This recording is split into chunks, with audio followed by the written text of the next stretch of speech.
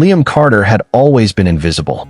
At school, he was the quiet kid who sat in the back of classrooms, the one teachers forgot to call on and classmates ignored. At home, his parents were too wrapped up in their crumbling marriage to notice him.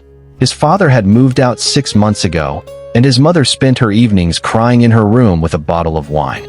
The only time Liam felt seen was when he logged into Midnight Legends, the MMORPG that had been his escape for the past 3 years.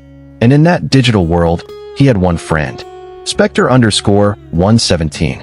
They'd met during a late-night dungeon raid. Liam's guild had abandoned him halfway through, leaving him to face the final boss alone. Just as his health bar dipped into the red, a rogue healer appeared, Specter_117, saving him with a perfectly timed spell. "You fight like you've got nothing to lose," Specter had messaged afterward. "Maybe I don't," Liam had replied. That was the start of it. For 3 years, Specter was the only constant in Liam's life. They messaged daily, sometimes for hours. Specter never judged him, never dismissed his fears. When Liam confessed he hadn't spoken aloud to anyone at school in weeks, Specter didn't pity him, just said, "People are overrated anyway." But Specter was different from other online friends. They never voice chatted. "Mix broken," Specter always said. They never video called. "No cam, sorry." And sometimes, late at night, Liam would catch little irregularities. Like how Specter seemed to respond to thoughts Liam hadn't typed yet, or how their messages sometimes appeared in the chat before Liam's own, as if the conversation was happening backward. Then there was the profile. One night, after a particularly brutal fight between his parents, Liam clicked on Specter's name out of habit. The profile page loaded, but something was wrong. Joined, showed blank. Last online, never existed. Liam frowned. He refreshed the page. Same result. "Hey, your profile's glitched," he typed. The reply came instantly. "Is it?" A chill prickled Liam's neck. Over the next week, the glitches got worse. Specter started referencing things Liam hadn't told anyone. Like the time in 5th grade when he'd wet himself during a school play and everyone called him Piss Boy for a year. Or how he sometimes stole loose change from his mom's purse when she was passed out drunk. "How do you know that?" Liam demanded one night, fingers shaking over the keyboard.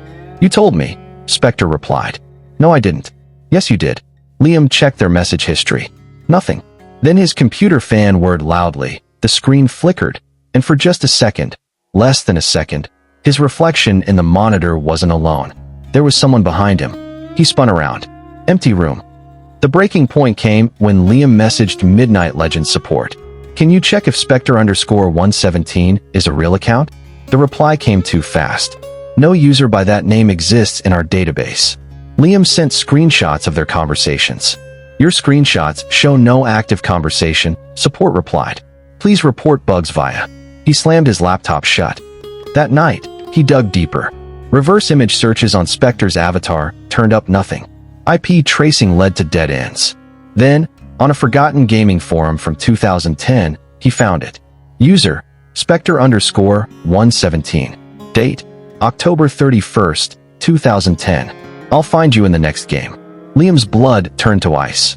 Midnight Legends hadn't even existed in 2010. His phone buzzed. A message from Specter.